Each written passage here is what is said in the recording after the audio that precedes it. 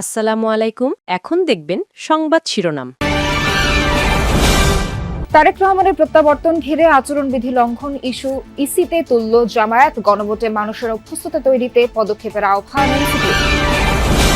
নির্বাচন কেন্দ্রিক সহিংসতা বন্ধে রাজনৈতিক ঐক্যমত্য জরুরি। যমুনার সংলাপে মত বিশিষ্টজনদের। সুজনের আলোচনায় ভোট কেন্দ্র দখল ঠেকাতে ইসিকে কঠোর হওয়ার দাবি।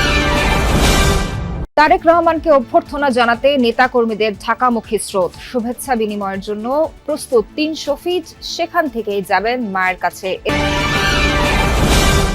অসময়ের ভাঙনে দিশেহারা জামালপুরের দেওয়ানগঞ্জের মানুষ। যমুনায় বিলীন হচ্ছে নতুন নতুন এলাকা। তীর রক্ষায় প্রস্তাবনা পাঠিয়েছে পানি উন্নয়ন বোর্ড। এতক্ষণ দেখছিলেন সংবাদ শিরোনাম, এখন দেখবেন বিস্তারিত। সংবর্ধনা অনুষ্ঠানের নামে যেন আচরণবিধি লঙ্ঘন না হয় সেদিকে নজর রাখতে ইসির প্রতি আহ্বান জানিয়েছে জামায়াত। বিকেলে সিইসির সাথে দেখা করে আহ্বান জানায় দলটি। এর আগে সকালে কমিশনে যায় এনসিপির প্রতিনিধি দল। কোনো দল এরই মধ্যে আচরণবিধি লঙ্ঘন করেছে বলে অভিযোগ করে দলটি। ইসি সচিব জানান, সংবর্ধনায় আচরণবিধি লঙ্ঘন হয় কিনা তা দেখবেন রিটার্নিং কর্মকর্তা। ভোটের দিন এগিয়ে আসার সাথে তৎপরতা বাড়ছে রাজনৈতিক মহলে। প্রতিদিনই ইসিতে আসেন বিভিন্ন রাজনৈতিক দলের প্রতিনিধিরা। তারই ধারাবাহিকতায় বিকেলে জামাতে ইসলামের একটি প্রতিনিধি দল যায় সিইসির সাথে সাক্ষাৎ করতে। সাক্ষাৎ শেষে জামাত প্রতিনিধি দলের নেতা বলেন, একটি দল দেশের মানুষকে বিভিন্ন কার্ড দেওয়ার কথা বলছে, যা আচরণবিধির সুস্পষ্ট খেলাপ। যারা নির্বাচনে ভূমিকা রাখছেন, আমাদের আমিরে জামাত, সেক্রেটারি জেনারেল, কেন্দ্রীয় নেতৃবৃন্দ, শীর্ষ নেতৃবৃন্দ ব্যাপক সফর করবেন, বিভিন্ন জায়গাতে তাদেরকে যেতে হবে। তাদের নিরাপত্তার বিষয়টি আমরা দৃষ্টি আকর্ষণ করেছি যে কেউ অনেক ফ্যাসিলিটিস পাবেন, ভিভিআইপি ফ্যাসিলিটিস পাবেন, আবার কেউ পাবেন না।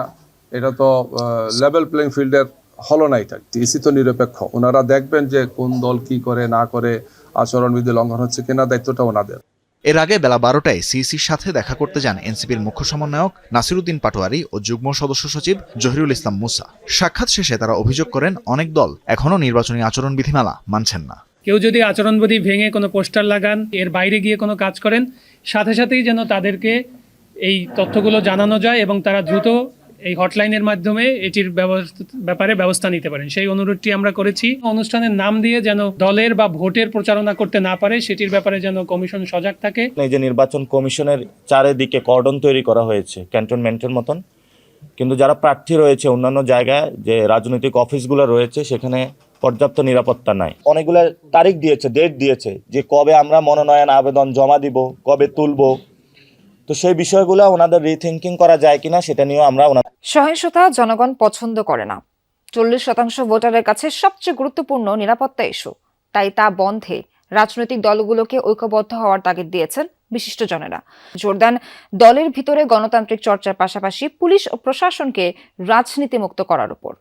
সাম্প্রতিক বেশ কিছু সংঘাত ও সহিংসতার ঘটনায় উদ্বেগ উৎকণ্ঠা বেড়েছে অনেকের। নির্বাচনকে ঘিরে পরিস্থিতি আরও খারাপ হতে পারে এমন ভয়ও আছে অনেকের মনে। তাই নতুন সরকারের কাছে নিরাপত্তা যে সাধারণের বড় চাওয়া, তা উঠে এসেছে ডিআই পরিচালিত জরিপে, যেখানে 92% ভোটারই প্রত্যাখ্যান করেছেন রাজনীতির নামে সহিংসতা। এ সংলাপে সেই গবেষণার সারমর্ম তুলে ধরেন ডেমোক্রেসি ইন্টারন্যাশনাল। আগামী সরকারের কাছে 21% মানুষ আইন শৃঙ্খলার উন্নয়ন এবং 19% মানুষ জানমালের নিরাপত্তা চান। রাজনীতিকরা সংঘাত ও সহিংসতা বন্ধে দলগুলোর ভূমিকার কথা স্বীকার করেন। বলেন, দলগুলো আন্তরিকভাবে চাইলে পরিস্থিতি বদলানো সম্ভব। যারা আমার প্রতিদ্বন্দ্বী প্রার্থী আছে। দীর্ঘদিন পর দেশে ফিরছেন বিএনপির ভারপ্রাপ্ত চেয়ারম্যান তারেক রহমান।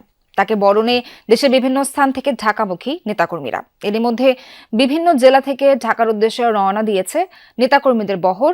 পটুয়াখালী, বরগুনা, বরিশাল, ভোলা থেকে দল বেঁধে লঞ্চ যোগে রওনা হচ্ছেন বিএনপি নেতাকর্মীরা। সবার মাঝে উৎসবের আমেজ। স্লোগানে মুখর হয়ে ওঠে লঞ্চ ঘাট। ট্রেন যোগেও ঢাকার উদ্দেশ্যে রওনা হচ্ছেন নেতাকর্মীরা। নিয়মিত ট্রেন ছাড়াও 10টি রুটে বিশেষ ট্রেনের ব্যবস্থা করা হয়েছে। রাত ও কাল ভোরেও ছাড়বে কয়েকটি ট্রেন। এদিকে সকাল থেকে দেশের বিভিন্ন জেলা থেকে শত শত বাসে করে সংবর্ধনা অনুষ্ঠান স্থলের উদ্দেশ্যে রওনা হন বিএনপি ও সহযোগী সংগঠনের নেতাকর্মীরা। ঢাকা ময়মনসিংহ, ঢাকা চট্টগ্রাম ও ঢাকা আরিচা সহ সকল সড়ক মহাসড়কে সতর্ক অবস্থানে ট্রাফিক ও হাইওয়ে পুলিশ।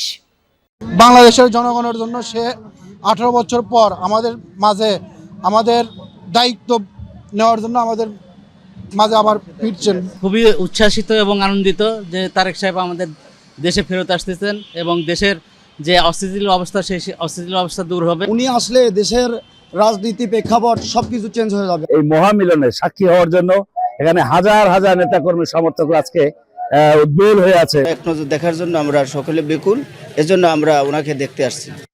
স্লোগানে আনন্দনগরী পূর্বাচল ৩৬ জুলাই এভিনিউ, অর্থাৎ সেই সংবর্ধনা স্থল যেখানে দীর্ঘ অপেক্ষার প্রহর শেষে তারেক রহমান জনতার কাতারে আসবেন এবং তার নেতাকর্মীরা উজ্জীবিত। এরই মধ্যে তারা দেশের বিভিন্ন প্রান্ত থেকে, আপনি জানাচ্ছিলেন যে রওনা হয়েছেন, এরই মধ্যে অনেকেই এসে পৌঁছেছেন ঢাকায়।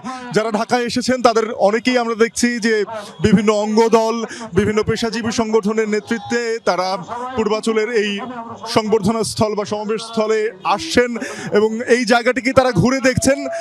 কেউ কেউ আবার অবস্থান নিয়ে রেখেছেন। শুষ্ক মৌসুমে জামালপুরের দেওয়ানগঞ্জ উপজেলায় দেখা দিয়েছে যমুনা নদীর ভাঙন।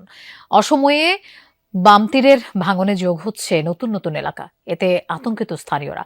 নদী ভাঙন থেকে রক্ষায় একটি প্রস্তাবনা বোর্ডে পাঠানো হয়েছে, দাবি পানি উন্নয়ন বোর্ডের। জামালপুরের দেওয়ানগঞ্জের খোলাবাড়ি এলাকার 53 বছর বয়সী বিধবা তাজিনা বেগম 3 বার ভাঙনের পর যমুনার পাড়ে ছিল তার দোচালা ঘর। সম্প্রতি শেষ আশ্রয়স্থলটিও গেছে নদীগর্ভে। এরপর থেকে হাড় কাঁপা শীতে খোলা আকাশের নিচেই কাটছে অসহায় এই নারীর জীবন। শীতের কষ্ট, সেই কষ্ট আর কোনো শেষ নেই।